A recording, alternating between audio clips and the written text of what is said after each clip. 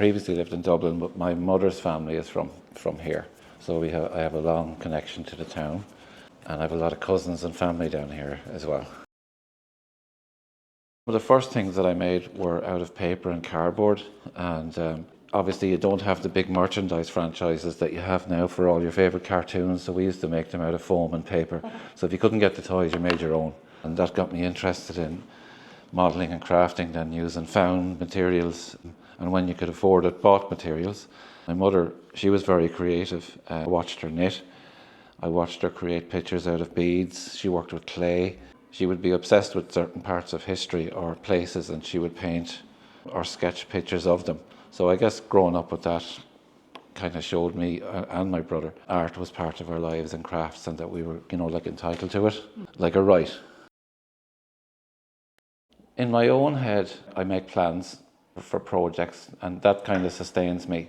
Some of them they're not always realised, but often just thinking about them is enough to sustain you.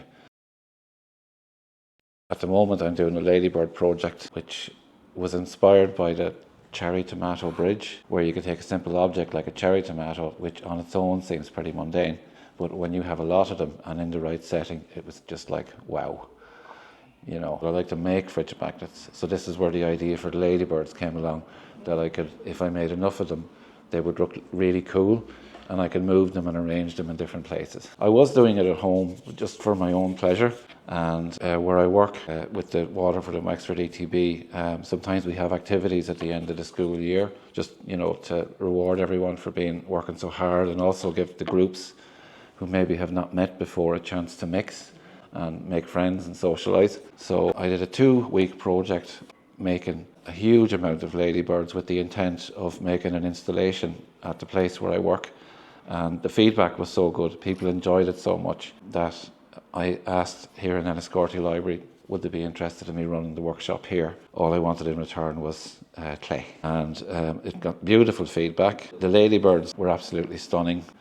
There was no pressure on anybody to be artistically skilled. Seeing ladybirds painted with nail varnish, poster paint, even glow-in-the-dark paint, and the results always unpredictable. I have an affliction called new hobby syndrome, and so for every hobby that I've been successful at, there's been about 2 or 3 that I kind of had to park or realise I wasn't enjoying. I'd love to make objects like these and have them more permanent, maybe as a ceramic, that you could put out in the rain, make wind chimes with them. Another thing that I'm interested in is automata, or moving toys. You wind them up and the guy cycles on a bike, or a dolphin swims. I'm not sure I have the brain cells to handle the engineering and the cogs and the pulleys and that, but with 3D printing, I'm starting to think maybe, and then I could add the craft part to it, and then get 3D printing to make the mechanisms.